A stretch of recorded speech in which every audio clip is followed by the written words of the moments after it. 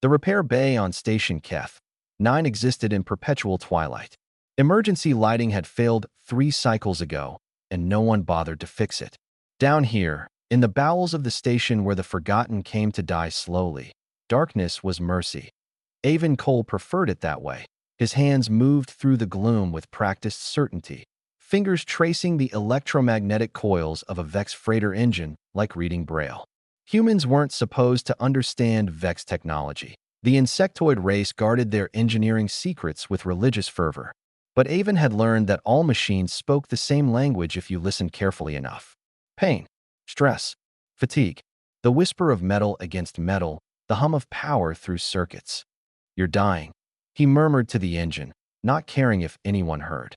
Most thought him mad anyway. But not today. The wrench in his hand was older than the war, older than his scars. It had belonged to his father, who'd gotten it from his father, back when humanity was still earthbound and naive. Back before they'd learned what the galaxy really thought of them. Weak, fragile, short-lived, disposable. Avon had proven otherwise during the burning campaigns, but the metals they'd given him gathered dust in a storage unit he'd never visit. Heroes were for parades and propaganda.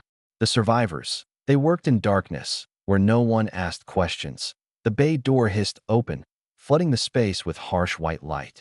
Avon didn't look up. "We're closed," he said flatly. "I don't see a sign."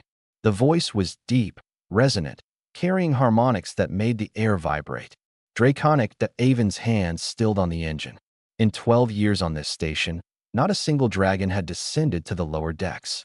They occupied the upper rings, the clean, bright spaces where credits flowed and power consolidated. Dragons didn't mingle with the station's refuse. "Then consider yourself informed," Avon replied, resuming his work. "There's a Sarkellian shop, 3 levels up. They'll overcharge you, but they smile while doing it." Heavy footsteps echoed on metal deck plating. The dragon was coming closer. "I'm not here for repairs." "Then you're definitely in the wrong place." The footsteps stopped. Avon could feel the weight of a gaze on his back, could smell the sulfur and ozone scent that clung to all draconic species. Finally, grudgingly, he turned. The dragon was massive, even by their standards. Scales the color of burnished bronze covered powerful limbs, and wings lay folded against a broad back. Vestigial in this form, but still imposing. But it was the eyes that caught Avon's attention. Ancient eyes, carrying the weight of centuries and scars. So many scars. "Vareth," the dragon said, inclining his head slightly.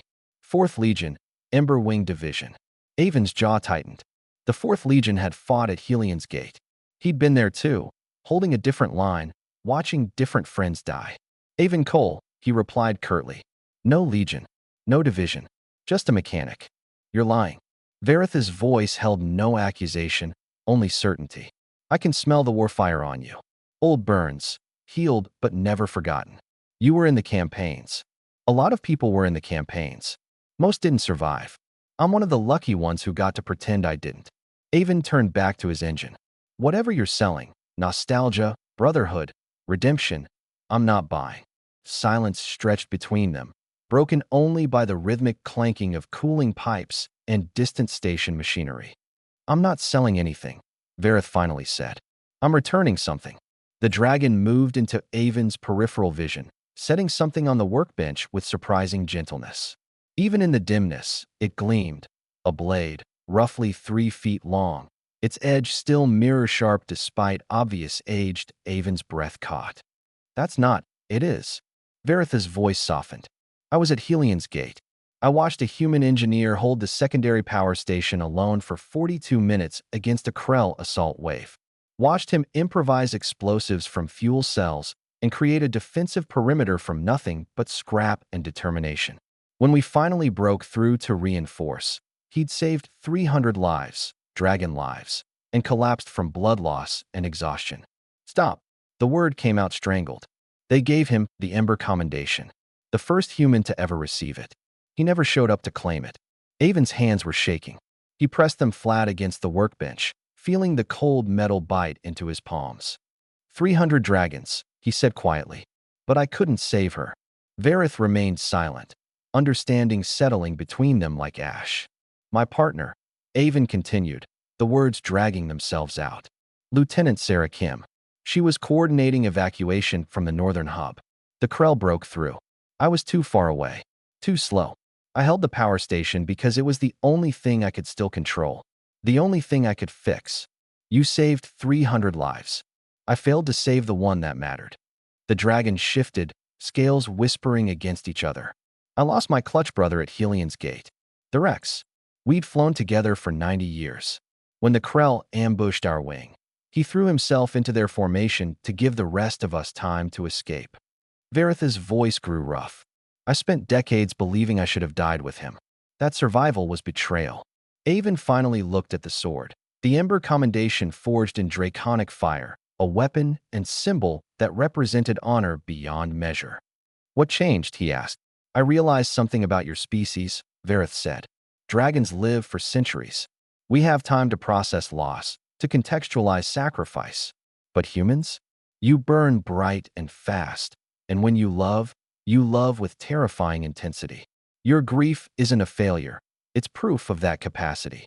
The dragon gestured to the engine Avon had been repairing.